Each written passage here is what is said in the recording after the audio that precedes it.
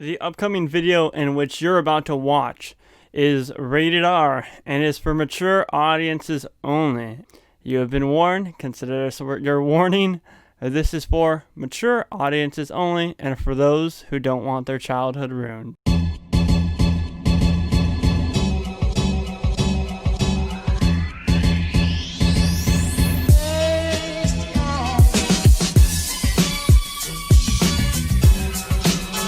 What's going on, everybody, and welcome back to SoCal Exploring. My name is Scott, and you're watching your stop for all things theme park and attraction related. And have you guys ever thought of Disneyland / Walt Disney World running a haunted, horror-themed event? Well, they never will, most likely. As we see with Hong Kong Disneyland, they do have some type of haunted maze walkthrough / haunted things that you'd see at like a Halloween Horror Nights event or Not Scare From event. However, we've seen nothing matched or even closely trying to match what they do over in Hong Kong at the US theme parks. So that's why today a couple friends will be joining me in pitching our very own maze ideas if Disney were to run a haunted event. And trust me, we have some good ideas for you guys. Some that will make you rethink next time that you're watching one of these movies. So let's get it right into it. What if Disneyland or Disney World ran a haunted event? So what's up, everybody? I'm joined here today with John from the Hauntline and Gabe from the Theme Park Duo. What's going on tonight? Yo, I'm excited for this, man. It's going to be a good time. Pretty jazzed about this one. I feel like the idea that I came up with gets pretty dark. Ooh. Yes. And like I mentioned, all these Disney crazy, and I brought these two in specific because we all have sick and twisted minds when it comes to this. So I'm excited. That's a way to describe it. Exactly. We're gonna ruin your guys' childhood potentially. So if you don't want your childhood ruined, then I suggest clicking out of this video. Yeah. Basically, my maze is just you go into a doctor's office, they bring in Air Bud, and then they put him down, and then you leave the room. Oh my god. That's the entirety of the maze. It's so bad. That's it. You're the one actually. You're the one that's actually pushing. It's an interactive syringe. thing. Oh, You no. Orlando fans Yeah. love your interactive Trapped buttons. 4.0. Kill the dog and then you get to leave. Oh Yeah. man, I'm excited for this. So you know what? I was gonna start off with John, but I think we should start off with Gabe. Give Oh, us your no, maze now the ideas. pressure's on. Shit.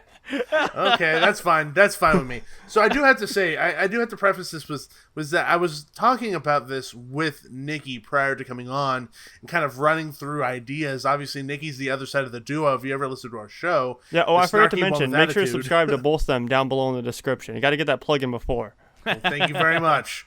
Yeah, but I was talking to her about it because we've actually done an episode on our show where we did like 5 Disney properties we would love to see as a haunt. Not necessarily as dark as I went with this one, but it was still kind of staying within the realms of Disney.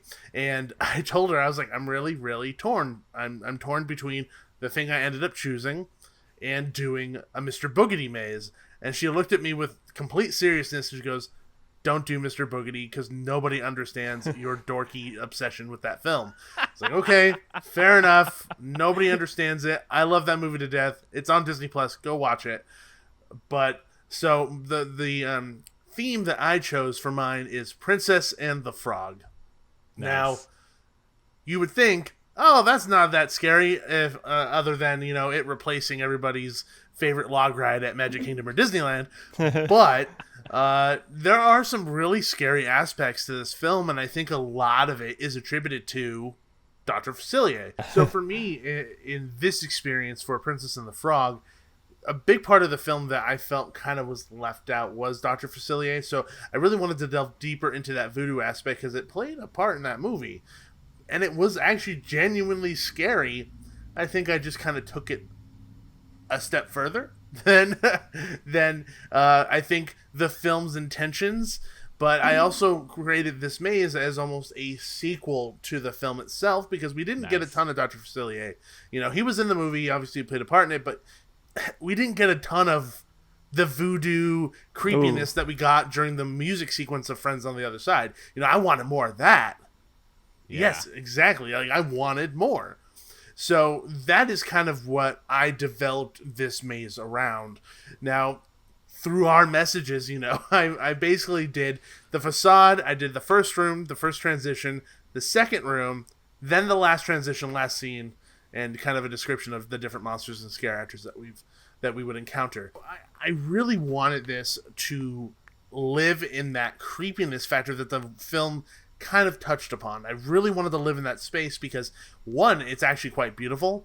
A lot of the different colorful lights that it can be included. Also, the soundscape and sound design could be pretty intriguing and different because you have not only the voodoo music and the pounding of drums, but you also have, the cackling and screeching of these shadow monsters and things of that nature. So I think altogether it would really help in each other and develop an experience that isn't just, oh, look at that scene, but kind of multi-sensory, almost like a Halloween Horror Nights maze or a Scary Farm maze in that manner, where it's completely immersive. So take that drink if you have it.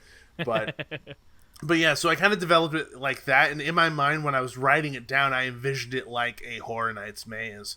So transition scenes are very particular, you will see. But to start out the maze, so basically, I kind of imagine it almost like what Voodoo was at Scary Farm. You have this really large 2-story facade of buildings that kind of line a street in New Orleans, and there's an alleyway. You are led to that alleyway, and at the very end of that alleyway is Dr. Facilia's Voodoo Emporium. So as you're walking up, it's dark. The only lights that you're getting is like the blue hue of the moon that's kind of sitting in the sky, and the door's closed. The fire is out, and you're just kind of getting the sense that something isn't quite right as you approach that door. So the door starts to slowly creak open, and we start to hear the beat of friends on the other side. So you're hearing that pounding of the drum, the very distinctive, familiar noise of that song. Build up. And as the door finally reaches the most open point it can get, you hear a lightning strike noise, and it briefly illuminates the entrance to the whole building because, you have the door and the sign, but it's a pretty large wall. If you look at in the film, the wall that it's sitting on is very big and the door is rather small comparatively. So as that lightning strike happens, it illuminates that wall briefly, depicting Dr. Facilia's face, and his mouth is the door. So you're basically entering through Dr. Facilia's mouth. Nice. Welcome to a fabulous journey through my mouth. A little Simpsons reference there. I don't think I got it quite right, but close enough. Everybody got it. So then you actually enter Dr. Facilia's Voodoo Emporium. And this is the first room. In this first room, you hear friends on the other side. You're delving deep into those musical moments from the film, and you see Dr. Facilia at the very end sitting at his table with his shadow depicted behind him, looking a little bit more sinister than what Dr. Facilia is doing himself. And as you walk up there, you're getting scares from either side, from voodoo dolls and voodoo masks and things like that nature. Things that are very much visually depicted in the film from that sequence. Those would be operated by like blackout actors and things of that nature. And then the whole room would be covered in blacklight paint because you can't have that sequence without blacklight paint and glow in the dark everything. Even with Dr. Facilia's skull on his lips and the skull on his face, all of that will be there, which will be fantastic. Nice. And that first transition for me, and this is actually something that Horror Nights has done in the past, and I actually really liked, as opposed to just like a black hallway, where they use the black hallway, but they kind of use colored lights to differentiate the scenes that you're kind of entering, as well as the soundscape that's kind of playing throughout that experience as well. In recent years, they haven't really done it. The last time I remember them doing it was actually in Titans of Terror, which the transitions between each and every serial killer, basically, or monster, was a different color, and each color was associated with them. So for me, differentiating each sequence and transition scene with colored lights. So that transition, black hallway, swirling green lights everywhere, kind of spinning in a circle, almost like that sequence in Paranormal Inc. with the big red light, so you're kind of blinded at the very end.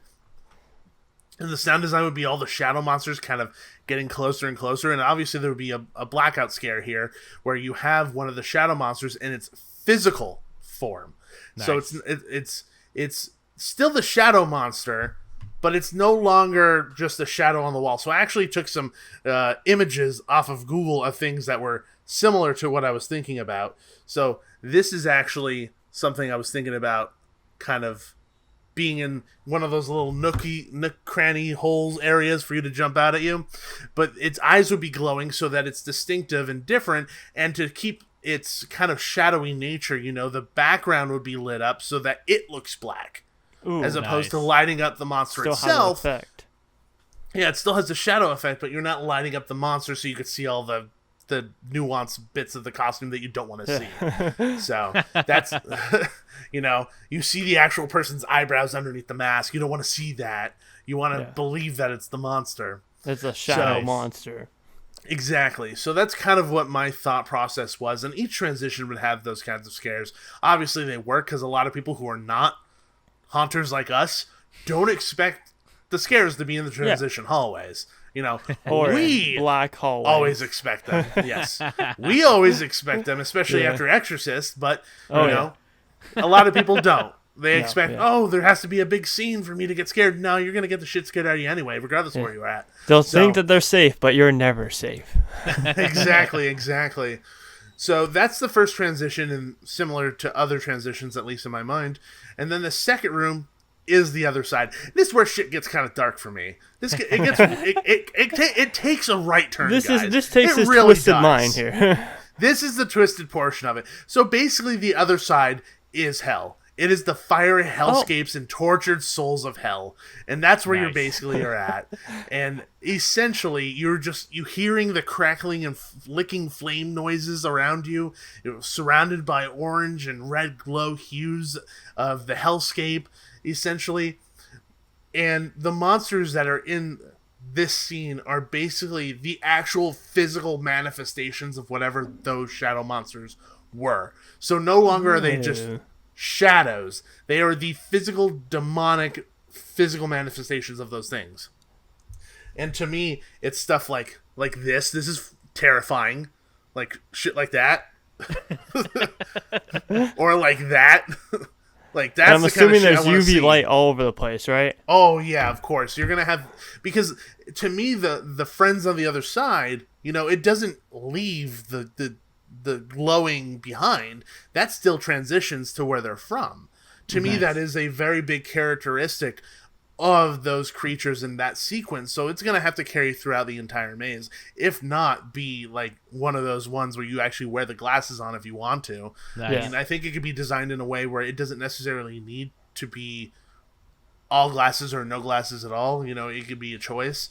But I do think that having the ability to change lighting, kind of like what Horror Nights does, so that you don't have to wear glasses, is a smart idea. But yeah, basically it's just a hellscape filled with demons. That is exactly what the other side is. And then all of his friends are over there with voodoo masks on and things of that nature. And then the last transition for me is the swirling black hallway again with the light at the end that's kind of blinding you. But the difference here is that on the walls you're actually seeing these glowing emblems and symbols everywhere. Very, very, very similar to what Voodoo did in their key room, if you remember that. Once you got out of the coffin, you would see all these symbols all over the walls, kind of indicating that you've been transported. So you see all these symbols glowing all over the walls. You end up in Dr. Facilia's Voodoo Emporium again. But you're actually going backwards through it. So you enter that room from where you went to the other side. So it's like the escape, kind of. Yeah. So as you turn the corner back to the door is open, and it's the fiery hellscape that you just exited. So you're like, what the heck is going on? And Dr. Facilia comes out, slams the door, and scares you. And basically is like, just kind of messes with you for a second. And he opens the door, and then it's the alleyway at the end, at the very beginning of the entire experience again. But those symbols are all over the sides of the walls as you exit, too. So it's a question of, did you really get away? Did you really actually make it out from the other side? Or are you actually still there? Are you still there? And then obviously you'll have like one more scare at the very, very end. In my mind, this scene was kind of developed in like almost like a a Rise of the Resistance moment, but for a haunt, Nice. Where it's well, actually, they did something very similar to that in The Depths at Not Scary Farm in 2019. They added that sequence where you get into the room and then you go down and then they open the door and you're in a different spot. Right. Something very, very similar to that. Nice. It's not a difficult illusion to pull off. Yeah. So that's kind of the basis for my idea for making Princess and the Frog absolutely terrifying and really, really fun. Now, do you have a rough draft name for this terrifying experience? Princess and the Frog, and then literally in parentheses, Dr. Facilia's Revenge.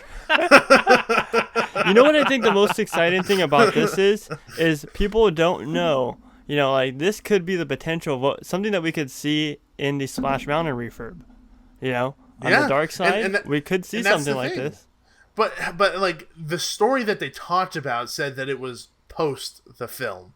Yeah. So they would have to create a scenario where Dr. Facilier would come back. Which is exactly what you did. Yeah, true. I mean, I never described how he came back. He just got back. Yeah. But it just true Disney magic. It's kind of like Shrek 3D, or Shrek 4D, I guess you can say. Exactly. He's back. There he is. No, but yeah, I mean, like in the sequence right now, at least in Splash Mountain, where you have the laughing place, could be exactly where you have Friends on the other side. Totally. It's almost like a perfect fit for that sequence, just because that entirety of that moment in that ride, one, is terrifying on its own, but then two, also has a lot of blacklight portions. So it's just kind of amping it up in that sequence. Listen, if they don't do something like that, then what the fuck was the point? You know what I mean? Exactly. Like, come on. Exactly. All the fans are expecting them to do a Dr. Facilier, some type of tribute, some type of scene in there. Absolutely. And the thing that stood out to me the most about this is obviously the way that you brought the shadow monsters and about hiding, actual characters and stuff. I love I don't know. You said you wrote this down in 10 minutes, Gabe. I don't believe that. I wrote it down in 10 minutes, but it's been stewing for a long time. Okay, Nice. so you've had it in your head.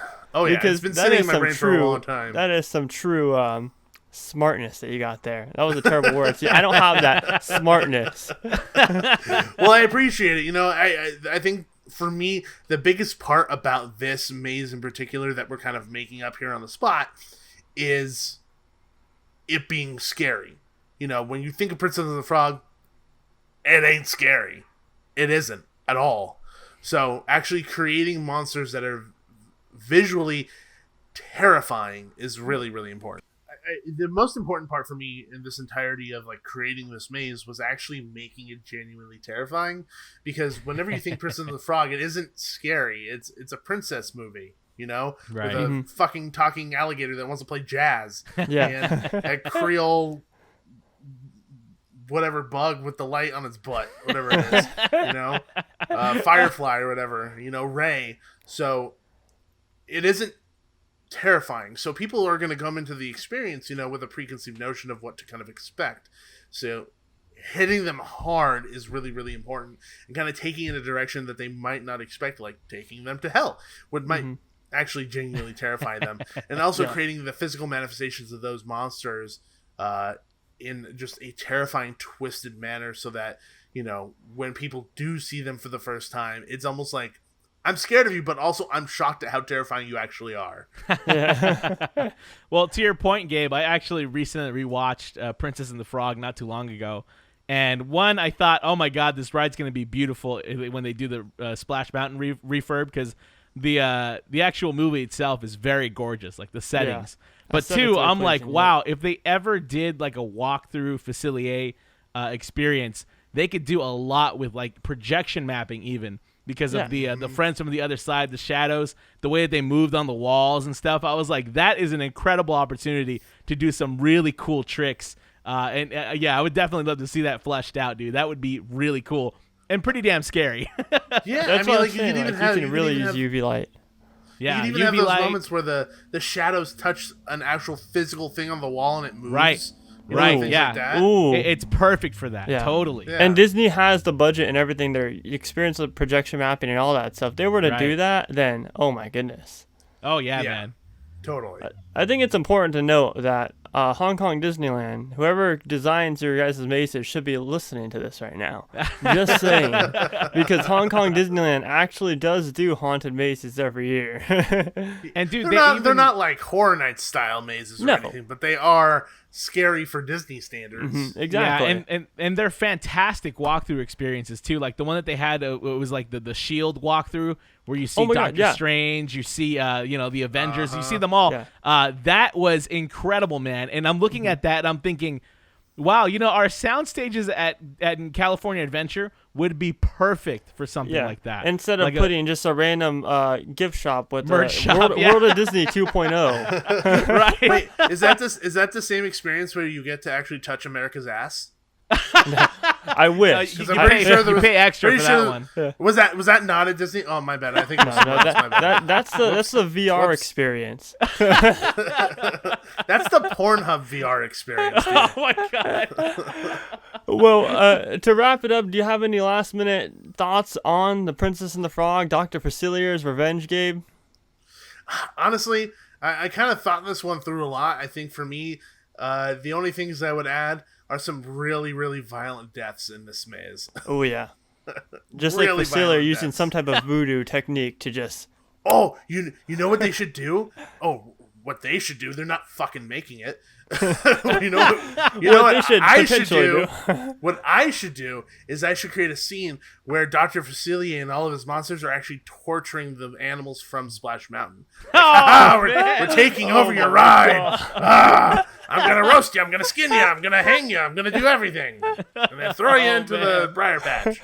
And I think with that, we're going to move into John's, which I'm super excited about. I don't know how twisted John got with this one, but I know it's not nearly as twisted as Gabe's was. Oh, dude, mine I'm is pretty fucked up. twisted at the end, so we need a good rated PG one right now. So My place is I told you. yeah. Well, like I said, yeah, like mine's super twisted at the end too. So I'm curious to see what John's is like. Mine is definitely going to be very tame to your guys' standards, or in comparison to your guys' maze pitches. However, it was difficult for me to kind of land a theme. I also thought about doing one, and it was going to kind of relate to yours a little, Gabe. I wanted to do one where it was Hades from Hercules, where we saw like all the beasts. But I was like, you know what? That would be super dark, but now that you pitched yours, I'm like, damn it, I should have done it. Yeah, exactly. That's why I kind of went part with the 2. So stay there you tuned, go. everybody. There, yeah, coming soon. Sneak peek. So yeah, now I kind of fully regret it. But however, I designed this maze. I came up with this idea because I thought like this would be something that I would really love to see as a fan of the franchise. And now that Disney owns this franchise, it's perfect. So my maze, or my my maze. Would be called Path of the Dark Side, and it would be a Star Wars themed maze where it's just about the dark side. So I would start the maze. The facade would be Exegol, which we saw in the last movie, Rise of Skywalker. It would be Exegol. I would want the facade to be pretty huge, right? It would have like the lightning bolts, the flashes, everything very scary. You would hear the waves crashing, the wind howling, the rain pouring down. So it would be a pretty big facade. And then you would walk into like the Exegol. I guess you can call it the temple, or I don't know what you want to call it. There's nothing really to call it at all. Right, yeah. It's essentially a temple. So the maze would start in the very first kind of walkway where you see Kylo Ren enter it with the giant statues, right? Now, obviously, those statues in the movie are like skyscraper height. They couldn't be that high. However, I figure if we have them tall enough, if we have enough of them lined up, it would be perfect for to have scares happen in between each of the statues as you're walking down. And all the scares in this section would be all of the Sith loyalists, like in the robes, right? So they would come out and scare people as you're walking down this first little tunnel, this first entrance. Then I would definitely have people walk through the room with all the clones and the tubes, where it looks super creepy, super ominous. And again, between each tubes, I mean, you'd see what's the fool's name? What's the villain that had Snoke. like a hot second? Yeah, Snoke. Snoke. God, I Yeah. forgot his name. That's how little he played a role in that movie. Dude Snoke. with the fucked up face. Literally was there for a Yeah, couple do what the fuck. minutes. Yeah, exactly. You would have Snoke kind of like in those tubes, right? This little clone babies, and then you would have Sith loyalists coming out and scaring you too. And then you would enter the first major room, which would be Emperor Palpatine's throne room, with him kind of attached to that big old mechanical arm thing. And this is where he would invite guests to like complete their training, right? You'd walk in and What you'd does hear that him be mean? like, exactly. You'd your hear him training. say, oh, my apprentice, now's the time to complete your training, whatever, right? And then he would point you toward a cave entrance. This is the first transition. You walk through a small portion of a cave, and then you end up actually on the planet Lotho Minor, which is where Darth Maul ended up after the events of the Phantom Menace, right? If you watch the Clone Wars, this is where he is found inside of the caves, inside of the tunnels, and he's half man, half mechanical spider. So you would walk into these caves. As you walk through the caves, various victims of Darth Maul would come out and like warn you, like, "Hey, get out of here!" Right? Or they would scare you as you're walking Yeah. through. And these people are seeking shelter, and then you would finally enter a large portion of the cave where you would encounter the spider Darth Maul with his mechanical, almost arachnid half body. He's like attacking and swinging at guests. I don't know if you guys saw the series at all, but at this point, Darth Maul is like rabid. He is like not the Darth Maul that we know. He's like foaming at the mouth. Essentially, yeah. So it would be terrifying to see him in this state. And so guests walk by him as he's kind of like doing his thing, trying to grab people. And then you exit through the cave into another cave tunnel. And from here, you end up on Geonosis, which we saw on in Attack of the Clones. And you would walk through the cave portion and end up, or as you're walking through the cave, you would have some of the Geonosians, the bugs, like the puppets, bug puppets, very much like they did in AVP at Halloween Horror Nights, right? They would be bug puppet scares. They're coming out from portions of the cave. Maybe there's some above you, there's some to your left, some to your right that just pop out and scare guests as you walk through. And then you would finally enter the hangar with Count Dooku. Goodness. And so this would be kind of an epic scene where he's fighting Anakin and Obi-Wan, and he's kicking their ass like he does in the movie. Yeah. He says the famous line where he's like, I'm stronger than you are. And so you see this play out as you walk through the hangar. And then you exit the hangar, you go into another cave portion, again, because Geonosis has a lot of caves, and it would transition now to Mustafar, where Darth Vader has his fortress. So you're walking through the hallways of his fortress. As you're walking down the hallways, stormtroopers, death troopers, Sith troopers are popping out of doorways. They're shooting their blasters at you and scaring guests as they walk down this hallway. And then finally, you encounter Darth Vader in the same room where Krennic talks to him in Rogue One, which is that room that's kind of elevated. There's lava underneath. There's a big-ass bay window behind that's him. Cool. Yeah, That's so cool. you encounter him there. He gives you, his usual spiel. You don't know the power of the dark side. Join me, and together we can rule the galaxy. Complete your training. So guests are walking by him, and just as he activates his lightsaber and approaches guests, we go into another hallway that is kind of looks like his fortress still, and that will lead you to the Death Star wreck that we saw in Rise of Skywalker. So the hallways are run down. They're super dark. There's sparks. There's the wind howling. You see old stormtrooper helmets on the ground, very much like you saw in the movie itself. And then as you're walking down these hallways, as you're walking through the Death Star wreck, this is where you encounter Kylo Ren once you enter the old throne room. And it would be very much like it is in the movie, where it's like kind of at an angle, it's tilted, it's slanted, so guests feel kind of Give you an disoriented. You know what I illusion, mean? yeah. Yeah, and so Kylo Ren comes out here, and he's kind of making fun of you like he does with Rey. Like, what are you doing here? Is he shirtless, though? Is he shirtless? Yes, definitely, yes. Okay, we got to good. have him Is it Ben Solo checking, or is he just checking. Kylo Ren? No, he's Kylo Ren. Kylo Ren. So he's brooding. He's brooding then. He's very brooding and very shirtless, yes. Oh, good, good. There's So needs to from be there- something for everybody. It's cold. It's going to be cold out in that ocean, so he's going to have those diamond cutter nips going on too. So it's perfect. Oh, man, the dark side nips. You can't go wrong with those. So then... Dark side nips. Why don't you just name the maze that? Dark side. Dark side nips. There we go. The culmination of the entire maze is literally just getting to see Adam Driver's nipples. That's it. Oh my god. Oh man. And so from that Kylo Ren interaction, you then move into the room where Rey has her vision, and you encounter Dark Rey, who activates her lightsaber, and she tells guests to not be afraid of who they are, and she kind of has them like, hey, join the dark side, complete your training kind of deal. But then just as she approaches guests, normal Rey comes out, and they fight in this cave. And then guests move into another section of the Death Star wreck. And this is like the final portion of the maze, very much in the style of Horror Nights, where as you're exiting, you get bombarded with scares. This final portion through the Death Star wreck would include all of the Sith that you encounter. So Count Dooku would come out. You'd have Darth Maul come out. You'd have Darth Vader come out. You'd have Kylo Ren come out at you. And, of course, Darth Rey right at the end. And then as you're walking through this, as you're getting scared, you hear Palpatine's maniacal laughter the entire time. Thunder, everything, the whole 9 yards. It's super dark, super spooky. And then that's where the maze ends. Then that's it. That is the path of the dark side. Wow. Dude, I see. The that's thing that awesome. I like about this is like you're living in the movies.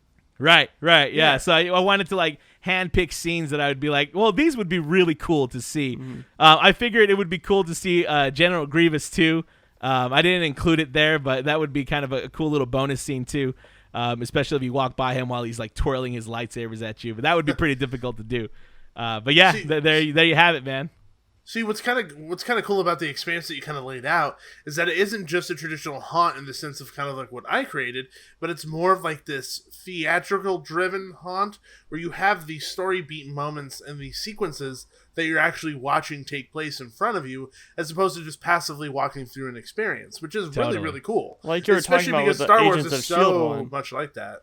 Right. Oh yeah, it's super theatrical, super dramatic, and so I wanted to Yeah. kind of embody that. And as a fan, these are moments that we saw on screen, and I'd be like, wow, this would be cool to like actually walk through live and those. watch. Yeah. Absolutely, And it's cool yeah. that you want brought to in live those every moments. single like live your own scenes Star from Wars different movies. story. Absolutely, yeah. Especially It the would- nod to Rogue One. Oh, I love that. Yeah. See, I don't know about you, but I'd take this experience over Galaxy's Edge because it sounds cooler. I would too. If they could just have it like permanently there and then alternate different scenes throughout the year or something, like Oh, you That'd be mean so give the audiences what they promised? No, they can't. exactly, right?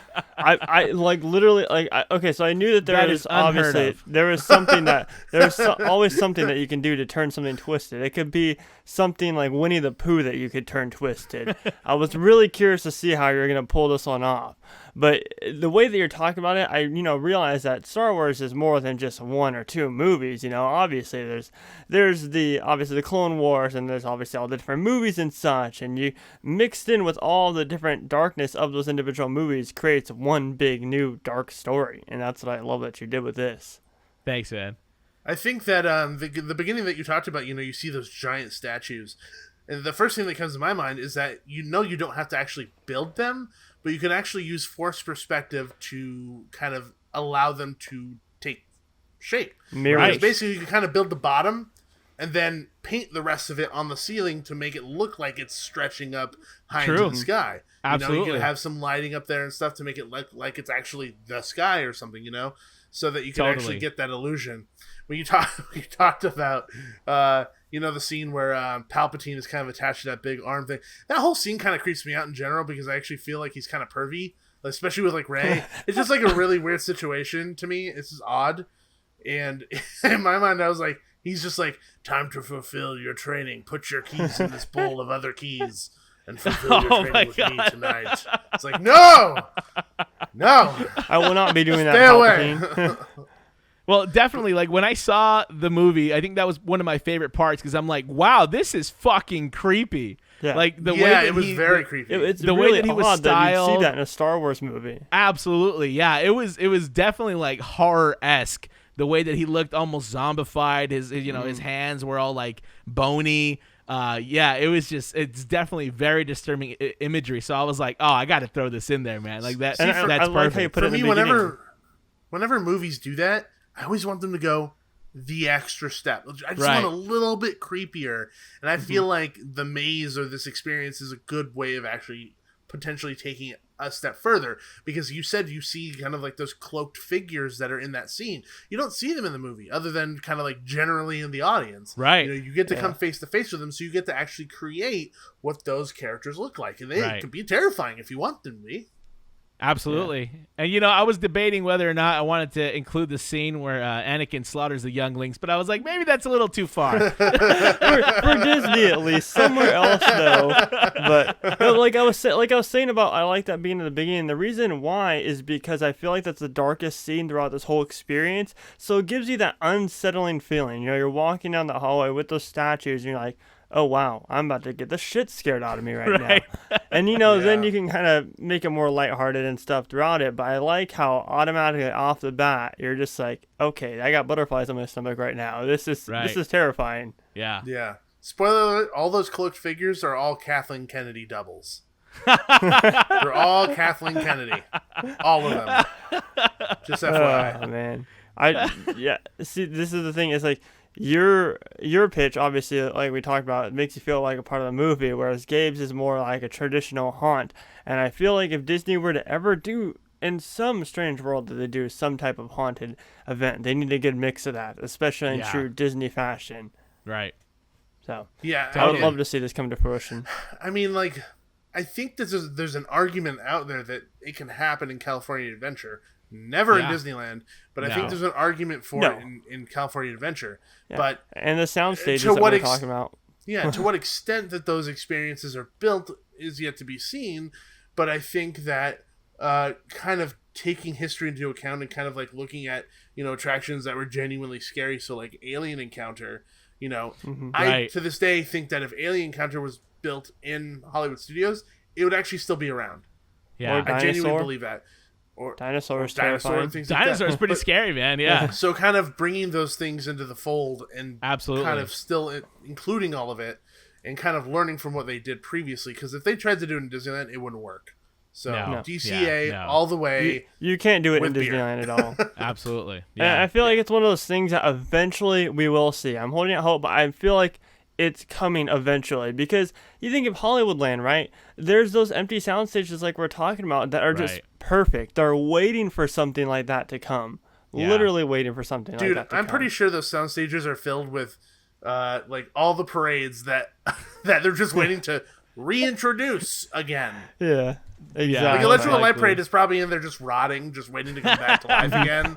And it's going to be like half the bulbs are off and it's going. Waiting to play the same promo on TV constantly. Pretty much. And my biggest thing let's too be honest, is that let's be last honest. year. What? Let's be honest. Electrical Parade is not that good. It's only good because people have nostalgic attachment to it. Yes. It's nostalgic. Yes. Absolutely. Yes. Yeah, and to your point, Gabe, I mean, when I went to Oogie, and to your point too, Scott, when I went to Oogie Boogie Bash, or when I saw what they did with Oogie Boogie Bash last year, and they had that trail where you can meet all the characters, I was like, yo, that's cool and all, that looks beautiful, but put this in a soundstage and really flesh out these photo ops. Environments. Now we're talking, man. Yes. Yeah, because didn't they have a Dr. Facilia in there? Yeah, they did. They did. Exactly where we were talking about that. Who Wants to Be a Millionaire / now World of Disney 2.0. Yeah, absolutely. Move Villains Hollow or whatever it's called into that soundstage and make it fully fleshed out. Yeah, and then we were talking, man. That would be because we saw the potential right there. Yeah, but mine sounds, the name. Can I have an official name for mine? It sounds kind of like a porno name, but it's not. I'm ready for this. So it's I'm ready. I'm ready. Disney I'm ready for the Princesses Rated X. I Oh didn't my go with God, rated. yeah, it does I sound didn't like a go with porno. rated R because I feel like that would sound too much like it. But now reading it out loud, I feel like it so is. No, I almost all you- prefer a rated R at this point. all you need to add is volume 36 at the end of it. That's all you gotta add, and then it's like perfect, spot on porno name. So look, I think I got a good backstory to this, right? So we were talking about like it can't go in Disneyland, but for the sake of this pitch, it'd be in Disneyland, okay? So the facade would be the Sleeping Beauty castle. It used projection mapping, as you already see with different fireworks shows and such. Use projection mapping, symbolizing that it's burning down. You know, there's flames all over it. There's Dang. pieces of it falling off, and it'd be pulled off perfectly. Now, draped over the Sleeping Beauty castle would be each individual Disney respective prince. So like you'd see Prince Eric's wardrobe just draped over the Sleeping Beauty castle, like ripped with blood all over it, and they'd all be scattered around. Well, that's because the backstory to this is that all of their respective villains have found this curse to make the princesses evil and turn against everybody. So they have already, like before you get into the maze, they have already killed all of their husbands or princes or whatever you want to call them. Now, I have a list of the princesses I want to feature in this. It'd be Tiana, Ariel, Snow White, Cinderella, and Aurora. Those will be the princesses featured in this.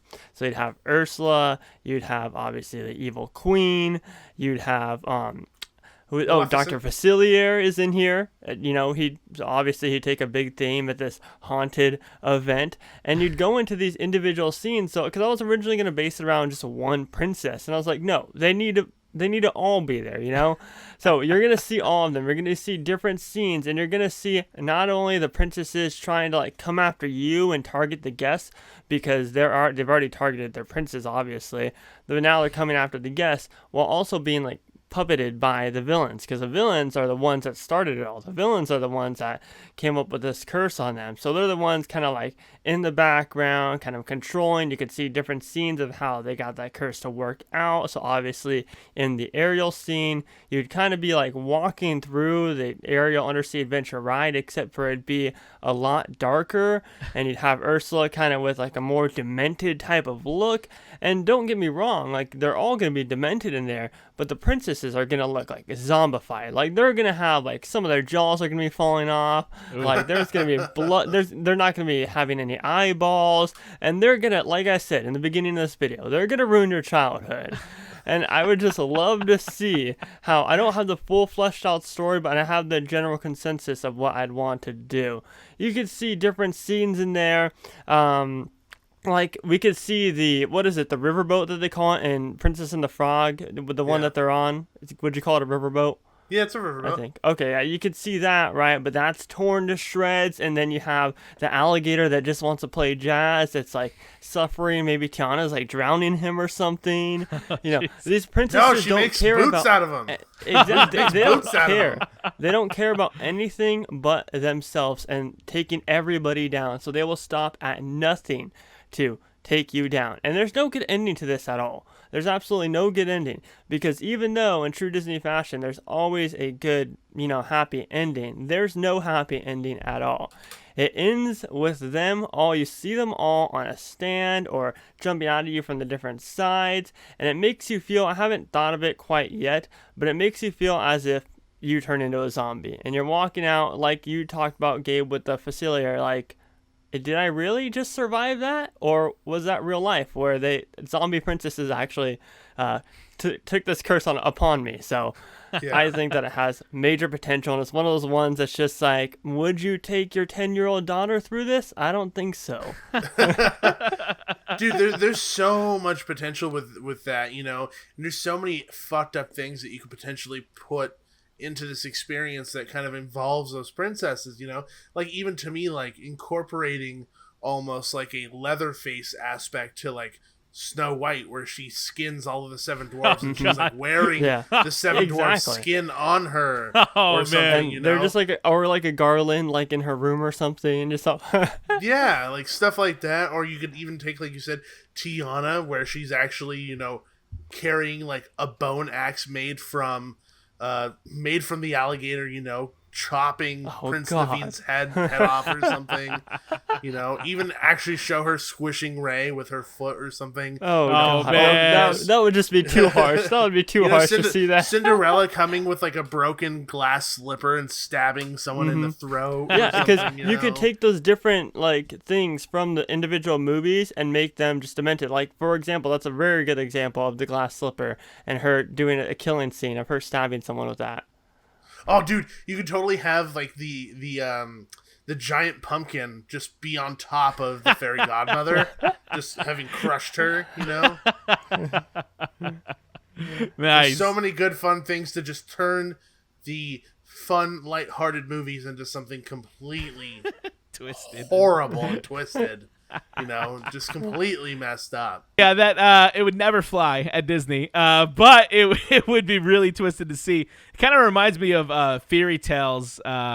You took it right out of my mouth, man. Well, because I was gonna I was literally on the edge of naming it that. I was on the edge of it. I was like, no.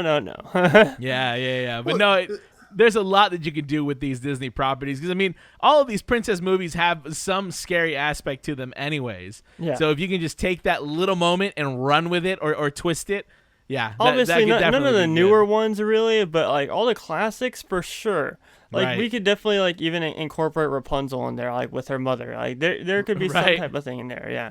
Totally. Yeah. I mean, like what you were kind of talking about, like fairy tales and kind of incorporating that. There's a lot of things that came to mind when actually listening to you describe this that were Horror Nights mazes in Orlando. You have Dead Waters that had that like half sunken, tilted riverboat. In my mind, I just put Tiana at the front of that, and she's not there to scare you. She's more to set the vibe, and she's singing a really, really slowed down version of "Almost There." And then the strobe lights pop out of nowhere and she jumps at you.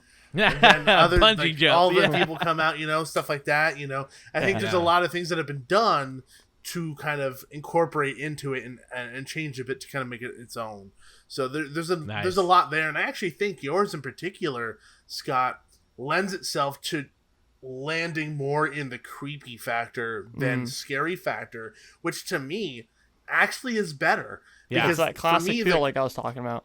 The creepy factor of things tend to last longer and linger longer for guests than scares. Because scares are momentary. It's like, oh, I got scared. Okay, moving on. But when you're talking about these experiences, you're talking about the monster that followed you. Yeah. You're talking about the one that looked at you just a little too long. Those moments that are creepy linger so much more longer, and I feel like yours is perfect for that. And honestly, it's really unfortunate that it's a rare chance that we'd get to see any of these, but I think that this is a good start to give Disney ideas, even though nobody from Disney will probably see this. This is a good start. I think that we need to do more of these to raise awareness to bring a haunt to Disneyland or Disney World for it could be there. But guys, thanks for joining me on this. Yeah, man. Hey, thanks. Yeah, this is fun. It was cool trying to take these Disney properties and imagine how they would work in a maze environment. So if you do a part 2, I'm coming at you with Hades, man. Dude, I guarantee you if there's a part 2, I'm going to think of the most fucked up thing I could possibly do. Because this doesn't even scratch the surface of what I could possibly think of. So maybe the next one for me, I'm not even going to say it because if there's a part 2, I don't want you stealing my ideas. So there's for sure, there will for sure be a part 2, like without a doubt. So if you guys are new here and you don't know who either of these two are, they've been great friends of the channel for a while now. So subscribe down below, both Theme Park Joe and the Hauntline. Great content creators, guys. Keep up the good work, and I'm excited for part 2. I'm really excited to take this and spend more time on it because this is kind of like one of those or the pilot. This is the pilot, so stay tuned. Thank you guys. 000. Well, thank you for having me on. Really appreciate you having me here. Also, shout out to you as well. Fantastic stuff that you're doing there on YouTube. I think that you're honest and straightforward with a lot of the topics, unlike a lot of people. And I appreciate the honest, straightforward nature of a lot of your videos. So shout out to you as well. Thank you. Gotta keep it real. Gotta keep 100%. That's what I love about both of y'all. Y'all keep 100%. That's the reason why I wrote such a scathing review of Urban Legends Haunt. Go check that out. Man. And if you guys haven't read that, make sure to go read that. Well, guys, I'll catch you guys in the next one. That's gonna do it for today's video on SoCal Exploring. I hope you guys enjoyed this. Like I said, subscribe to both of these great accounts, the Hauntline and the Theme Park Duo, down below in the description, and listen to the individual podcast / individual show. I had a great fun doing this with them. It was so much fun. I was just so blown away by both of their maze pitches, and even though mine wasn't that good, I'm excited to start building on some potential ones for part 2 like we were talking about. So if you guys are new here, subscribe with those bell notifications on. Check us out on all of our social media down below in the description. My name is Scott. You've been watching SoCal Exploring. Positivity is key, and most importantly, remember to keep exploring. Peace out, everybody.